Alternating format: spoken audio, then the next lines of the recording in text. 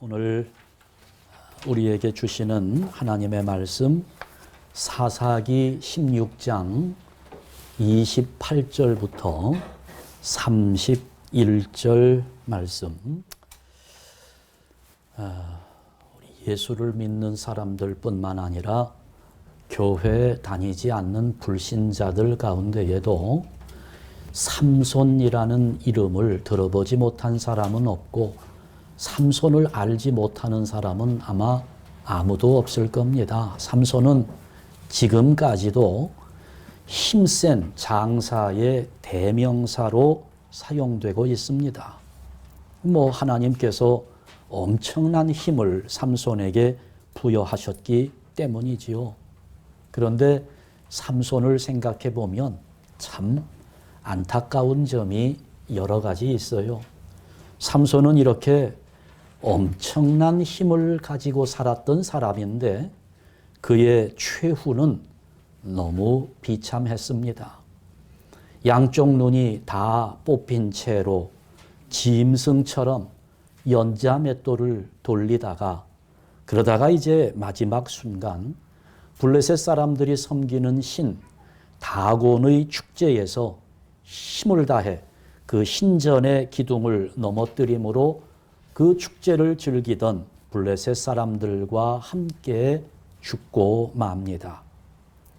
근데 사실 생각해 보면 하나님은 이 삼손을 출생 때부터 굉장한 은혜를 주셨어요. 여러분, 이 삼손의 출생이 얼마나 영광스러운 출생인지를 알 필요가 있는데, 삼손은 태어날 때부터 이스라엘의 구원자로 예정되어 있던 사람입니다. 그 삼손의 어머니가 아직 삼손을 임신도 하지 않았을 때 여호와의 사자가 그 어머니에게 나타납니다. 그러면서 예언을 주시게 되는데요. 사사기 13장 5절 말씀에 보게 되면 내가 임신하여 아들을 낳으리니, 아직 임신도 하지 않았어요. 삼손의 어머니는 아이를 낳지 못하고 있던 여인입니다. 그런데 그렇게 오랜 세월 아이를 기다려도 아이를 갖지 못하던 이 삼손의 어머니에게 임신도 하지 않았는데 네가 임신하게 될 것이다. 아들을 낳게 될 것이다. 그의 머리 위에 삭도를 대지 말라. 태어나면서부터 나시린이 될 것이다. 그러면서 그가 블레셋 사람의 손에서 이스라엘을 구원하기 시작하리라. 이 참 엄청난 예언의 말씀을 삼손의 어머니에게 주시는 겁니다. 여러분, 지금 아직 임신도 되지 않은 삼손에게 주어지는 축복이 얼마나 큰 것인지 느껴집니까? 정말 굉장한 복을 받고 있어요. 임신하기 전부터 하나님의 선택을 받았습니다. 그것도 이스라엘을 구원할 사람으로 선택받았습니다. 이게 얼마나 큰 영광이요, 얼마나 큰 복인지 모릅니다. 아직 왕이 없었던 사사 시대에 그 이스라엘 역사를 보면 사무엘까지 16명의 사사가 태어났습니다. 사사기에는 물론 12명의 사사밖에는 이름이 기록되지 않습니다만은 이후로도 사사시대가 이어지면서 사무엘 역사까지 보면 16명의 사사를 알 수 있어요. 그런데 그 16명의 사사 가운데 이렇게 삼손처럼 하나님의 사자가 직접 나타나서 이스라엘의 구원자가 될 것이라고 예언한 사사는 한 사람도 없습니다. 아니, 사사뿐만 아니고요. 이 성경의 역사 속에서 이렇게 예언을 받은 사람은 삼손밖에 없습니다. 사무엘도 보면 얼마나 위대한 선지자입니까? 그러나 그 사무엘도 태어날 때 한나가 자식을 주시면 하나님께 드리겠습니다라고 서원을 한 것이지, 하나님께서 한나가 임신하기 전부터 사무엘을 선택하지는 않았습니다. 여러분, 위대한 지도자 모세도 역시 마찬가지죠. 부모가 아이를 낳고 보니까 이 아이의 용모가 너무 준수한 것을 보고 감추어서 기른 것이지 하나님께로부터 이 삼손과 같은 약속을 받은 일이 없습니다. 다윗도 얼마나 위대한 왕입니까? 그런데 다윗 역시 그런 약속을 받은 적이 없습니다. 삼손처럼 잉태되기 전부터 이스라엘의 구원자로 하나님의 약속을 받은 것은 유일하게 예수님 한 분뿐입니다. 그러니까 여러분, 이 차원에서 우리가 생각해 보자면 이 삼손의 위치는 거의 예수님급에 놓여 있는 사람이에요. 엄청난 출생을 가진 사람입니다. 이 삼손의 출생이 정말 위대해요. 그러니까 생각해 보면 만약에 삼손이 하나님 앞에 제대로 순종하고 자신의 믿음을 지키면서 이스라엘의 지도자로서의 성숙한 모습을 보였더라면 아마 이스라엘 역사 가운데에는 사무엘도 필요 없었을지 모르고 이스라엘 왕의 계보는 삼손의 자손으로 이어졌을지도 모릅니다. 우리가 그런 추측을 할 수 있는 것은 이스라엘 지도자를 보면 삼손 이후에 이제 엘리 제사장을 거쳐서 사무엘로 이어집니다. 그러다가 사울 왕을 거쳐서 다윗 왕으로 이어지고 있어요. 그러니까 이런 걸 보면 엘리의 잘못된 모습, 사울 왕의 잘못된 모습, 이런 것들 때문에 자꾸 지도자의 계열이, 계보가 바뀌어지는 것인데 삼손이 이렇게 엄청난 출생의 비밀을 가진 삼손이 하나님 앞에 제대로 된 믿음을 가지고 살았더라면 아마 이런 변화는 필요 없었을지도 모른다는 말입니다. 그리고 이렇게 삼손의 부모가 아직 삼손을 임신도 하지 않은 상태에서 받았던 이 약속은 이건 메시아이신 예수님께서 받으신 것처럼 엄청난 것이기 때문에 삼손이 제대로만 했더라면 이스라엘 왕의 계보는 삼손의 가문에서 계속 이어졌을 겁니다.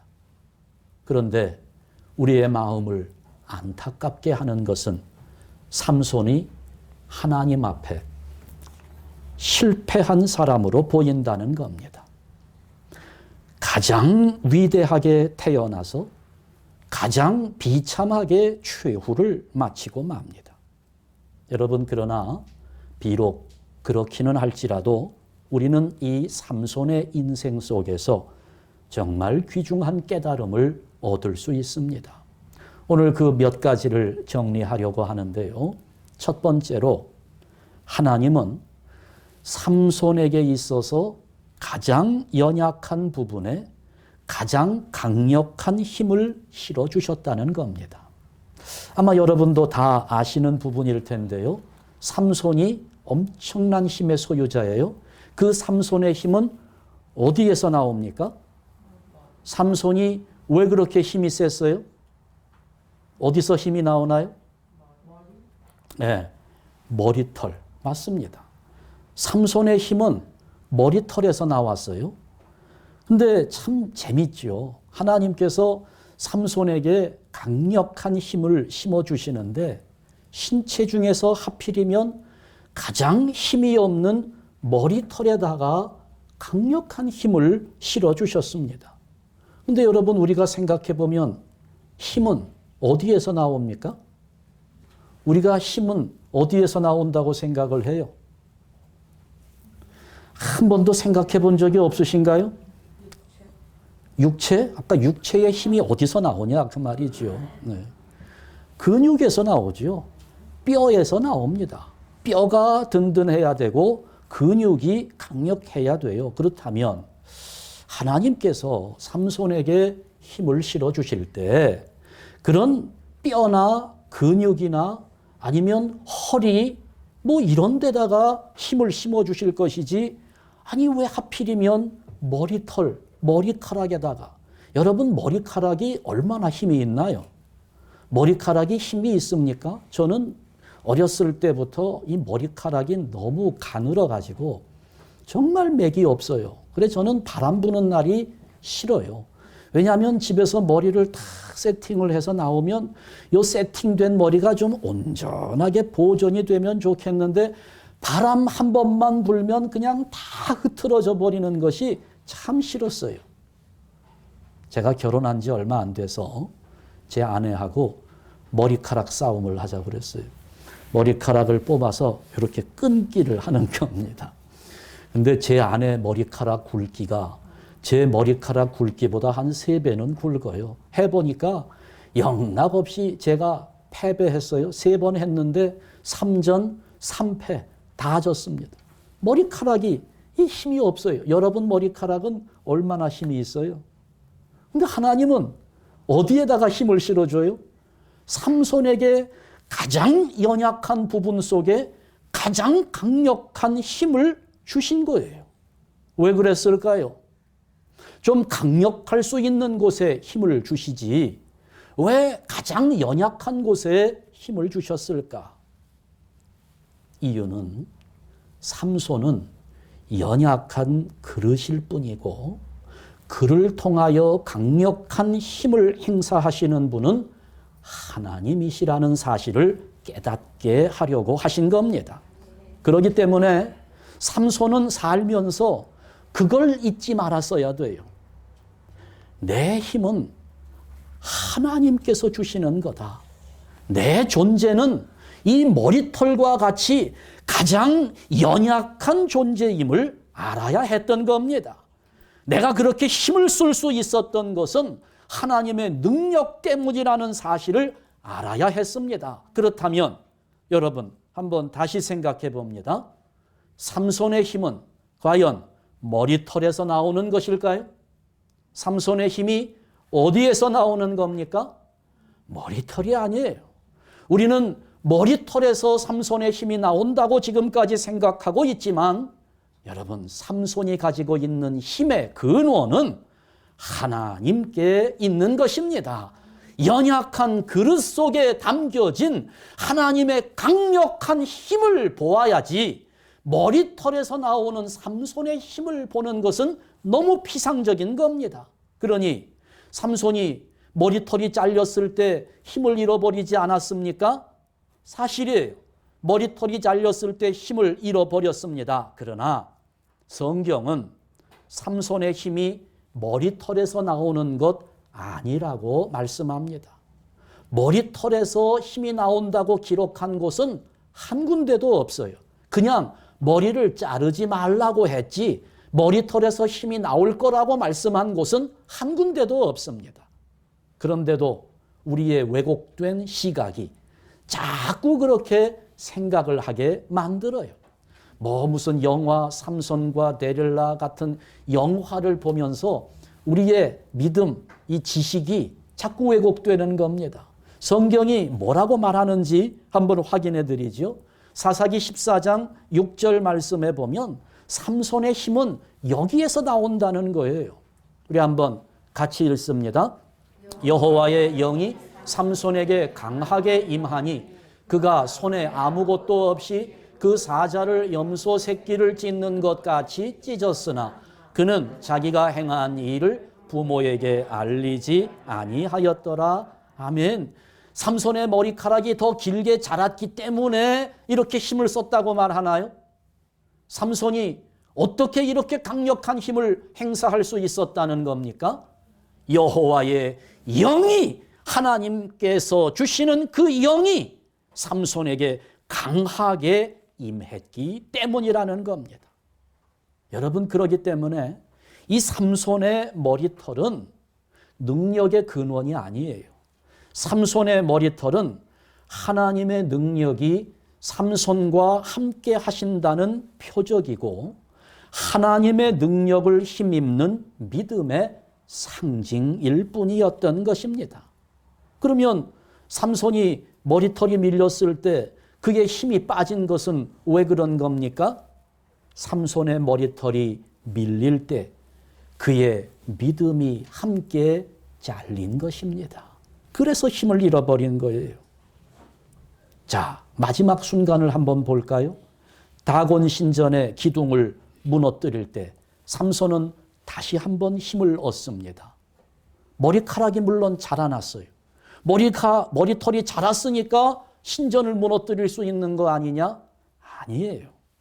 사사기 16장 28절 오늘 우리가 읽었습니다. 여기 보면 삼손이 무엇을 합니까? 내 머리털이 이제 자랐으니까 되었다 이렇게 생각하지 않습니다. 여호와께 뭘 했어요? 부르짖어 이르되 주 여호와여 구하옵나니 나를 생각하옵소서. 하나님이여 구하옵나니 이번만 나를 강하게 하사 나의 두 눈을 뺀 블레셋 사람에게 원수를 단번에 갚게 하옵소서. 삼손이 마지막 순간에 힘을 발휘할 수 있었던 것은 이렇게 부르짖었던 기도 때문입니다. 그러니까 삼손의 힘은 믿음에서 나온 것이고 머리털은 삼손의 믿음을 상징하는 것이고 하나님께서 연약한 머리털로 삼손의 괴력을 상징하게 하신 것은 너는 오직 하나님만을 의지해야 한다는 것을 보여주는 것입니다. 여러분, 저는 오늘 우리의 믿음이 여기에서 정말 강력하게 뿌리를 내려야 한다고 생각합니다. 우리의 믿음은요, 나는 할 수 있다. 자기 확신에서 오는 것이 아닙니다. 오늘 우리의 믿음은 하나님만을 의지하는 믿음을 통하여 나오게 된다는 사실을 잊지 마시기 바랍니다. 여러분, 이렇게 하나님은 삼손의 가장 연약한 부분에 가장 강력한 힘을 실어주셨다는 것을 알아야 합니다. 두 번째, 그러나 가장 강한 부분이 가장 쉽게 무너질 수 있다는 것 또한 기억해야 합니다. 이 삼손의 엄청난 괴력이 어디에서 무너집니까? 연약한 한 여자의 손에 허무하게 무너져 버리고 맙니다. 그러니까 이게 보면 그래요. 연약한 여자에게 무너졌다라고 생각할 수도 있지만 들릴라라는 여인, 그 여인의 이름, 그 뜻이 뭐냐면 연약한 사람이라는 뜻입니다. 연약한 사람에게 넘어졌어요. 이전에는 1,000명이 덤벼들어도 삼손을 제압할 수 없었습니다. 1,000명을 가지고도 삼손을 당할 수 없을 만큼 엄청난 힘을 가지고 있었는데 그 강력한 힘을 가진 삼손이 연약한 여자 중에서도 이름의 뜻이 연약한 사람이라는 의미를 가진 들릴라 앞에서 완전히 무너져 내리고 맙니다. 여러분, 그러기 때문에 우리가 언제나 기억해야 되는 것은 바로 이 부분입니다. 나의 가장 강한 부분이 가장 쉽게 무너질 수 있다는 것입니다. 사람에게는, 여러분에게도 그래요. 강한 부분이 있습니다. 여러분 스스로 내가 다른 것은 몰라도 이것만큼은 자신 있다 말할 수 있는 그런 부분 여러분에게 있을 거예요. 이거 하나만큼은 내가 잘할 수 있다. 여자분들 가운데 요리 솜씨를 뽐내는 분들이 참 많습니다만은 그 요리 솜씨를 보면 우리 교회에서도 우리 권사님들, 집사님들 이런 요리 저런 요리 다 해오시는데 해오실 때마다 맛이 다 좋아요. 아주 훌륭합니다. 그런데 보면 그 가지고 있는 특색들이 다 있거든요. 누구는 뭘 맛있게 하고 누구는 뭘 맛있게 하고 그러면 내 속에 내가 다른 건 몰라도 감자탕 하나만큼은 누구 못지않게 잘할 수 있다. 이런 게 있잖아요. 우리가 살면서 자기 자신이 정말 자신 있게 남에게 내세울 만큼의 그런 강력한 부분이 다 있습니다. 그러나 여러분 사슴이 왜 죽습니까? 그 잘난 뿔 때문에 그 뿔을 자랑하다가 그 뿔이 나무에 걸려 망한다는 것을 기억하십시오. 성경에서도 압살롬이 참 잘생겼던 사람인 것 같아요.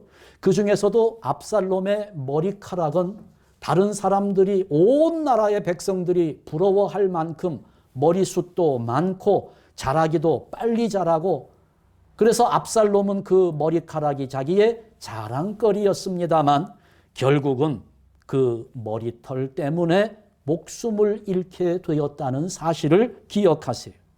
사람이 무너질 때는 그런 겁니다. 사람이 무너질 때는 자기 스스로 가장 자신 있다고 믿었던 그것 때문에 무너지는 것입니다. 그러니까 여러분, 내가 힘이 있다고, 내가 잘한다고, 내가 능력 있다고 자랑할 생각하지 마세요. 제가 오래전에 봤던 영화 중에 쉰들러 리스트라는 영화가 있어요.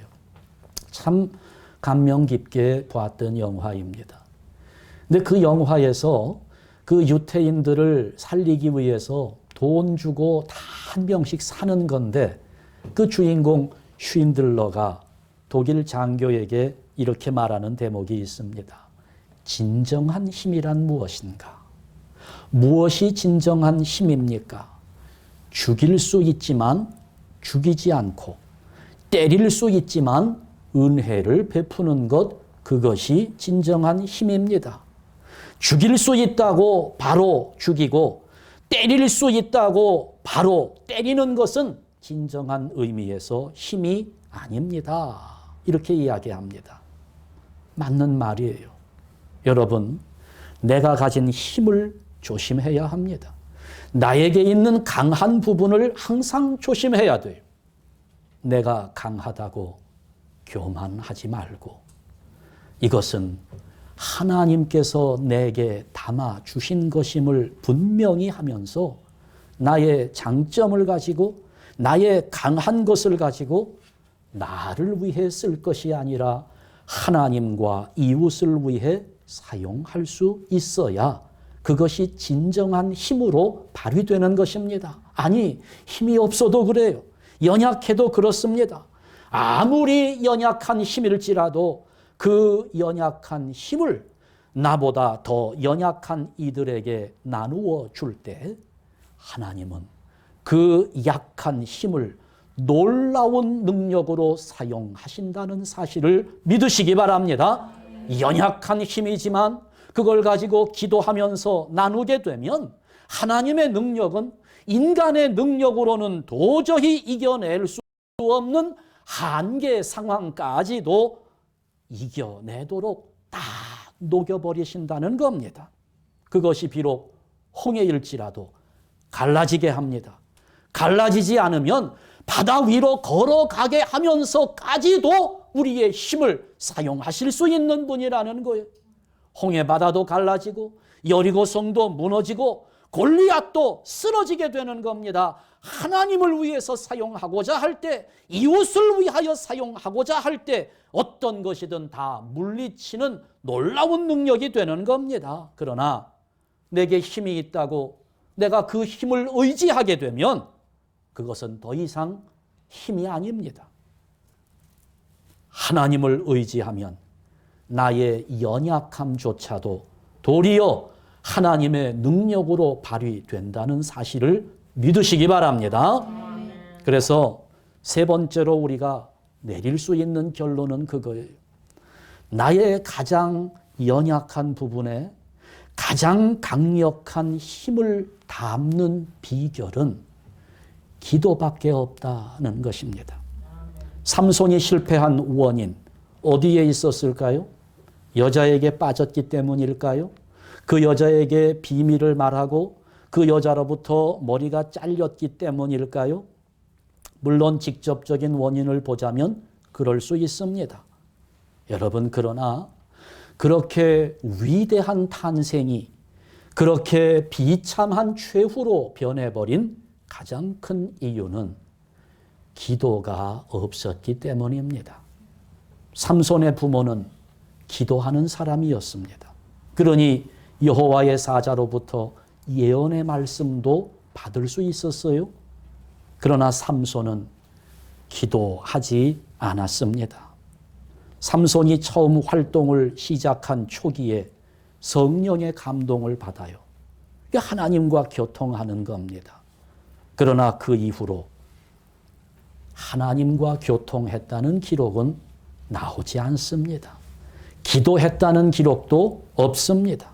한마디로 삼손은 자기의 힘을 의지하면서 자기 뜻에 따라 살았던 겁니다. 기도하지 않았기 때문에 삼손은 비참한 최후를 맞이하게 돼요. 그러다가 마지막으로 삼손이 유일하게 기도하는 장면이 나옵니다. 죽기 바로 직전이에요. 좀 전에 읽었던 사사기 16장 28절 삼손의 긴 기록 가운데 유일하게 기도했다는 기록입니다. 우리 한번 다시 읽습니다. 삼손이 여호와께 부르짖어 이르되 주 여호와여 구하옵나니 나를 생각하옵소서. 하나님이여 구하옵나니 이번만 나를 강하게 하사 나의 두 눈을 뺀 블레셋 사람에게 원수를 단번에 갚게 하옵소서 하고.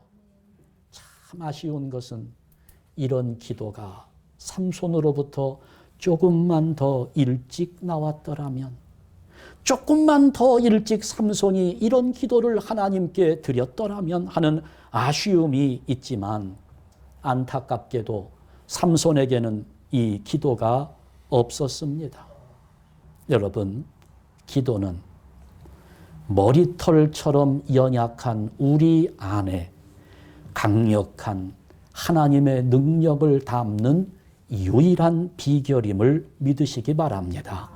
제 아무리 날 때부터 이스라엘의 구원자로 예언을 받고 그 누구도 당해낼 수 없는 힘을 가지고 있을지라도 기도하지 않으면 몰락합니다.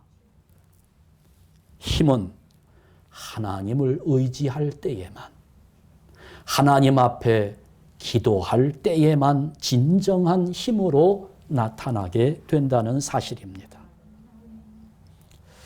한국에 실로암 안과병원이라고 있습니다. 이 병원이 그 눈을 시력을 잃어버린 사람을 위해서 아주 훌륭한 일을 많이 하는 병원이에요. 그 병원 들어가 보면 벽에 이런 글이 붙어 있다고 합니다. 아주 그 내공이 있는 고백문입니다. 한번 제가 소개해 드리려고 하는데요. 큰 일을 이루기 위해 강한 힘을 주십사 하나님께 기도했더니 겸손함을 배우라고 연약함을 주셨습니다. 내가 요구하는 것과 하나님께서 주신 응답이 서로 상반되는 것을 언급합니다. 많은 일을 하려고 건강을 구했더니 보다 가치 있는 일을 하라고 질병을 주셨습니다. 행복해지고 싶어 부유함을 구했더니 지혜로워지라고 가난을 주셨습니다. 세상 사람들의 칭찬을 받고자 성공을 구했더니 뽐내지 말라고 실패를 주셨습니다. 풍요로운 삶을 누릴 수 있도록 모든 것을 달라고 기도했더니 모든 것을 누릴 수 있는 삶 그 자체를 선물로 주셨습니다. 구한 것 하나도 주어지지 않은 줄 알았는데 알고 보니 내 소원을 다 들어주셨습니다. 하나님의 뜻을 따르지 못한 삶이었지만 미처 표현하지 못한 기도까지 모두 들어주셨습니다. 나는 가장 많은 복을 받은 사람입니다. 그 병원에 찾아오는 환자들, 낙심하고 상심하고 절망하는 가운데 하나님은 왜 나에게 복을 주지 않나? 하나님은 나에게 왜 응답을 주시지 않나? 이렇게 하나님을 원망하던 마음을 가진 사람들이 이 글을 읽으면서 깨우치는 거예요. 아, 하나님께서 나에게 왜 이런 시련을 주시는지, 왜 나를 가난하게 하셨는지, 왜 내가 질병에 걸리게 하셨는지, 이것 또한 하나님이 주신 응답이요 하나님의 복이라는 사실을 깨닫게 되는 겁니다. 나는 가장 많은 복을 받은 사람입니다. 여러분, 기도는 모든 것을 변하게 합니다. 저는 오늘 우리 한샘교회 성도 여러분들이 기도를 잃어버린 채 삼손과 같은 실패하는 삶이 되지 않기를 간절히 바랍니다. 오늘 이 시대에 기도가 사라지고 있습니다. 우리 성도들 가운데에서도 기도하는 소리가 얼마나 약해지는지 몰라요.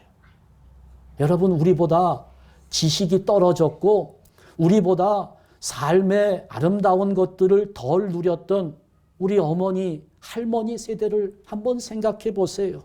어땠습니까?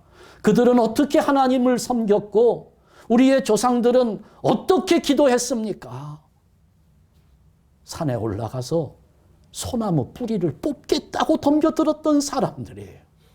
그 소나무를 붙잡고 그 뿌리를 뽑을 때까지 내가 하나님께 매달려 기도하리라 했던 그분들의 기도 때문에 오늘 우리에게 이런 삶이 주어졌고 믿음이 생긴 것인데, 오늘 우리는 소나무 뿌리는커녕 풀뿌리 하나 뽑지 못하고 있습니다.